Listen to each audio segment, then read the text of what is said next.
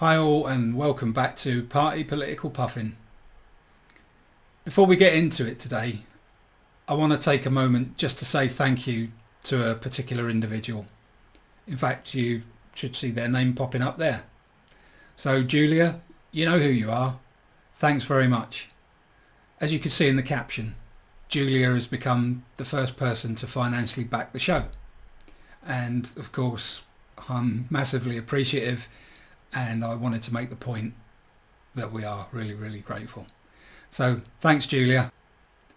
So let's get into it.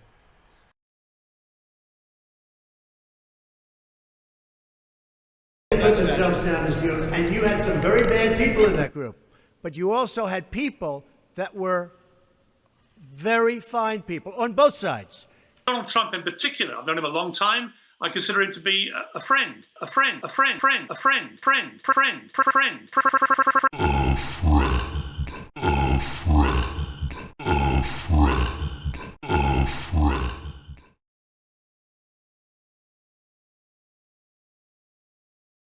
I'm going to say it anyway. The President of the United States right now is an incredibly important person in the world.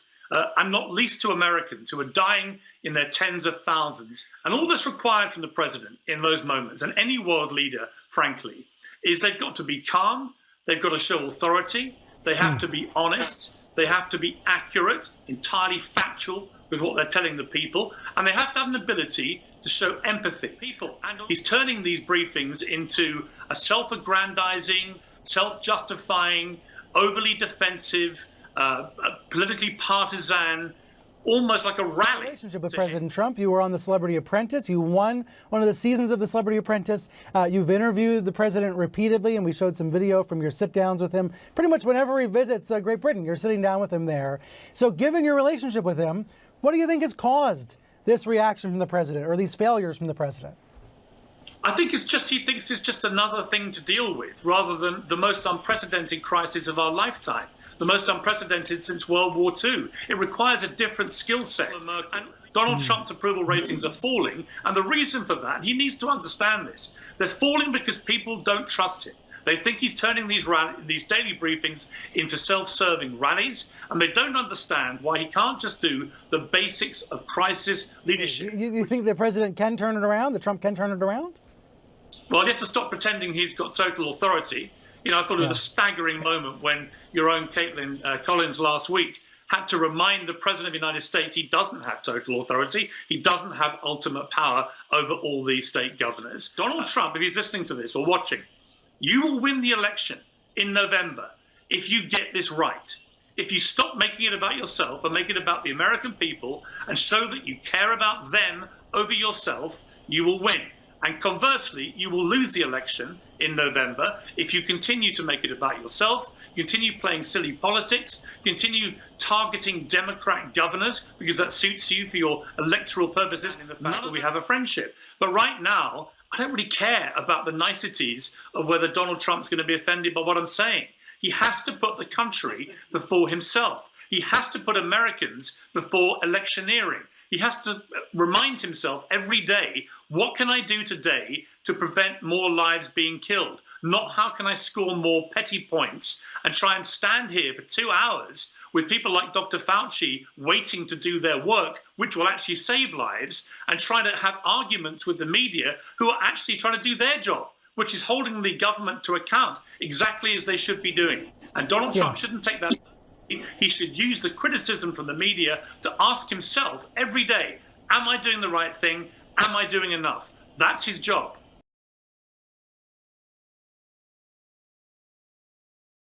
But you also had people that were very fine people on both sides. Okay, so we've seen the edited CNN interview, and I also played you the infamous Trump remark about good people on both sides. For me, that would be the start and end of it.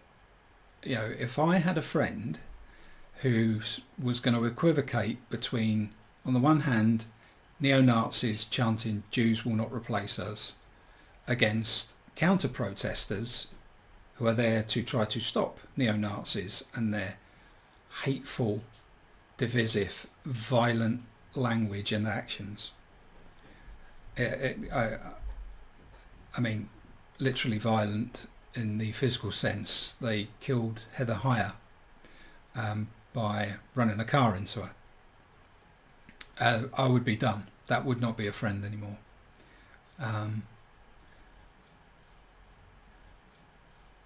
Piers Morgan doesn't seem to have a problem with that. So perhaps that tells you everything that you need to know about Piers Morgan. But let's continue, shall we? Just while we're here. So what qualifications did Morgan think Donald Trump would have for President of the United States?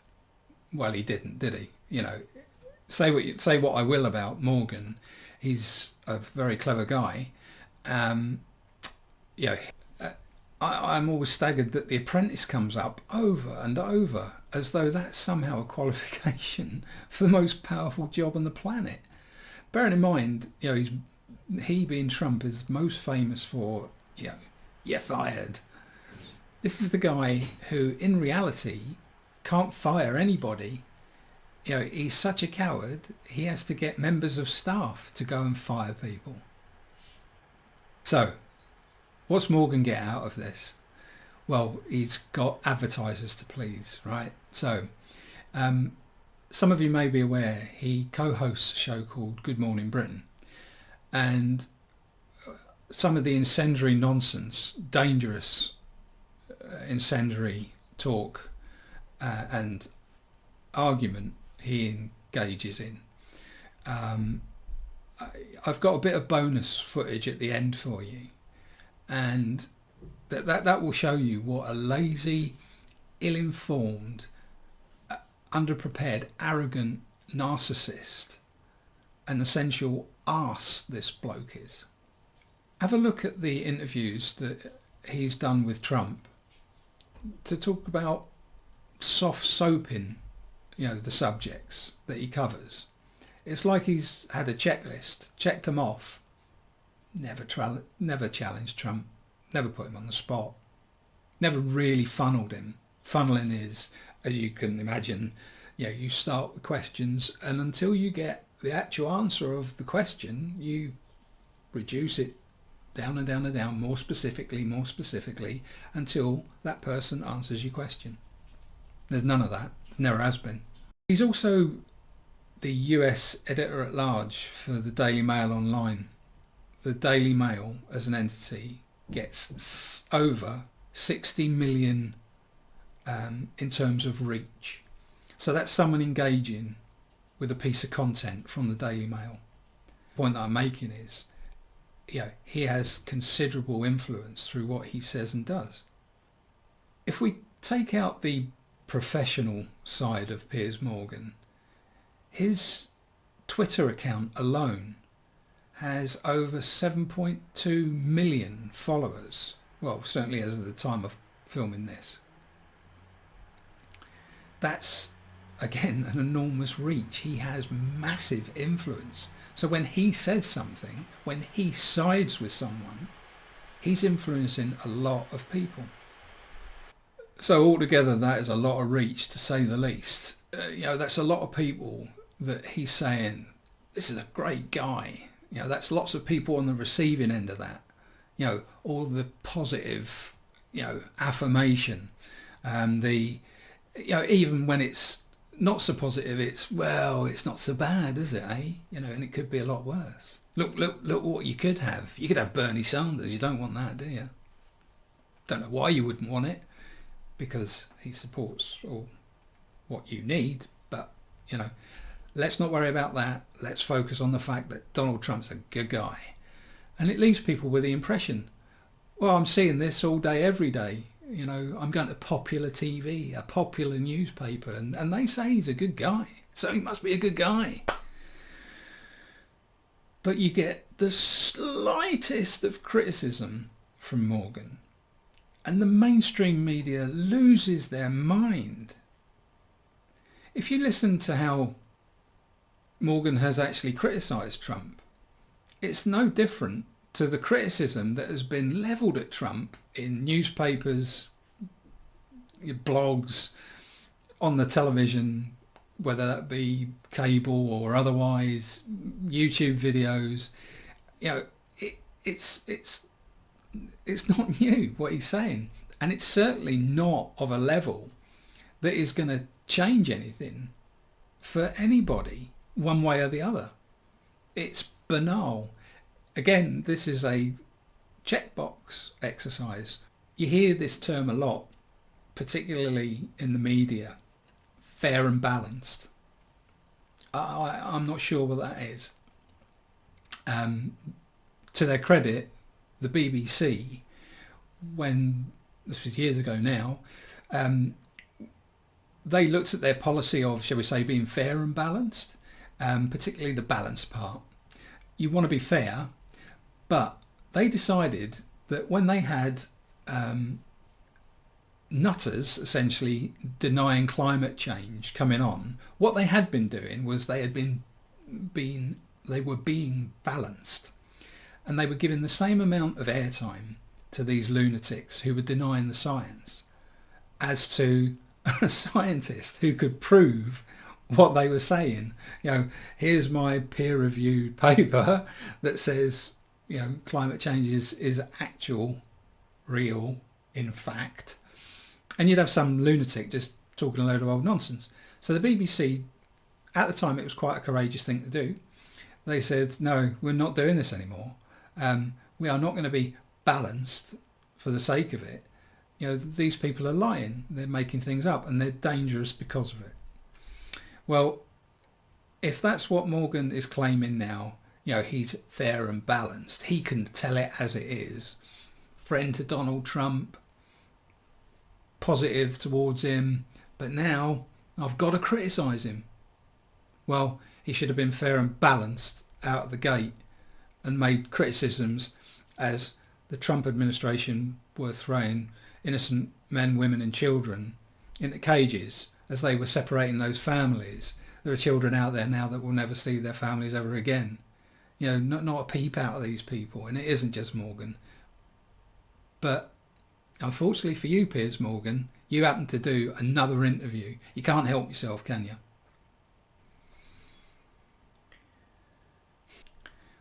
I could rant about so many aspects of Piers Morgan, but this is meant to be a short video. Basically, before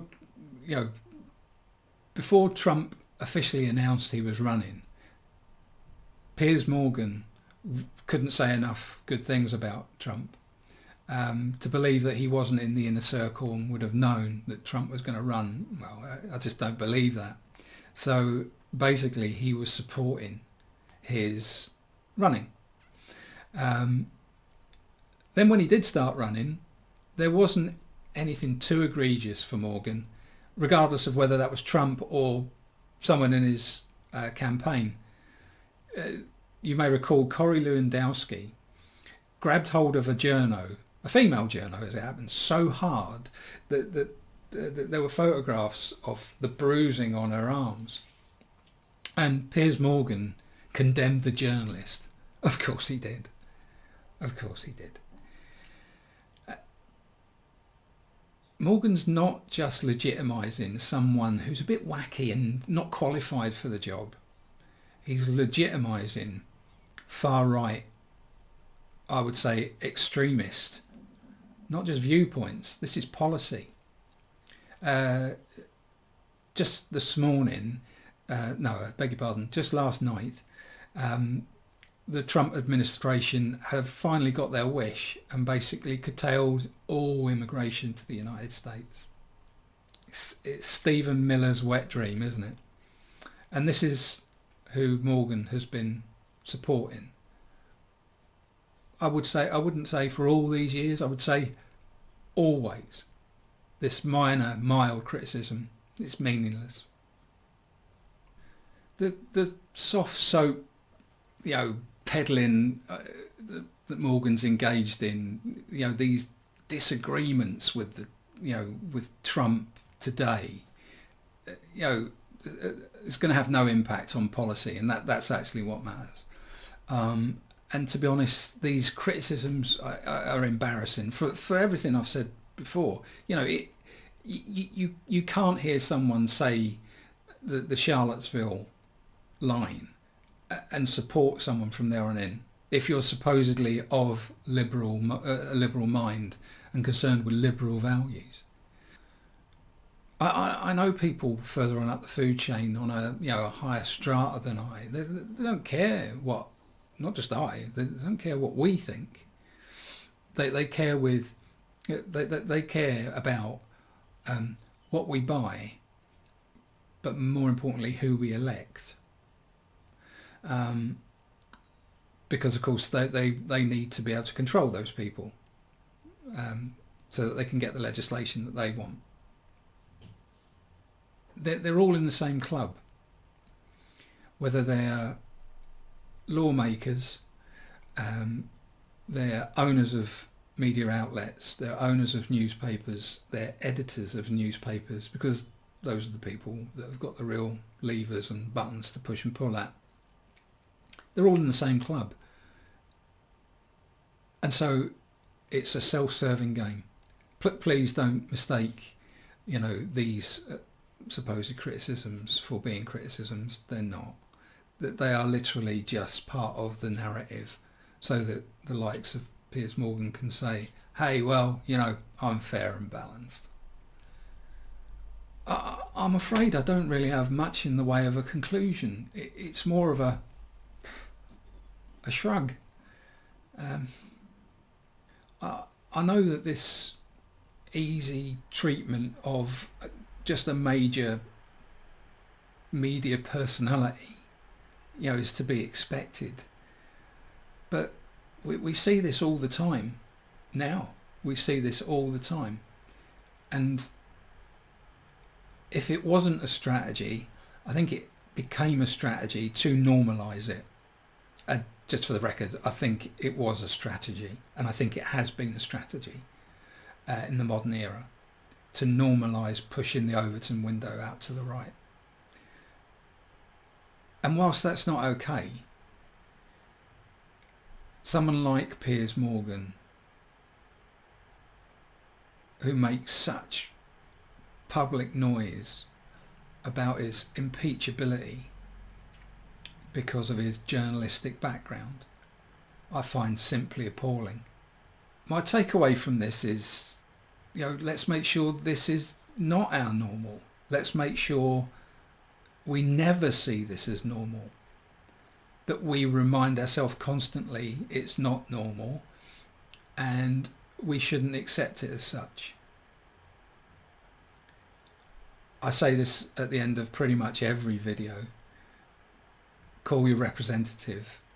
Get active. Do something. The only way we, whether that's the left, the working class, however you wish to frame it, those that have no control, we need to do something. That is how you take control. Thanks for watching, and I'll see you in the next one.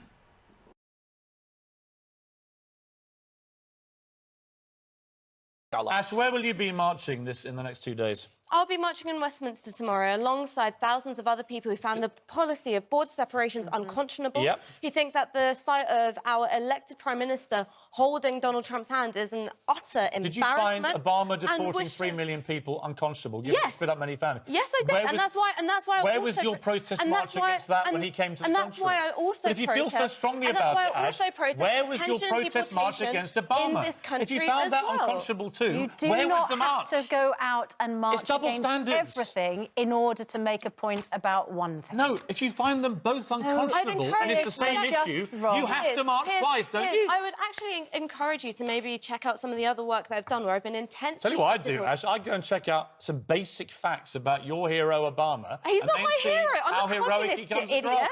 You didn't plan any protests against him, did you? Zero protests against Obama. Jesus. You have every right. I'm a very stable genius.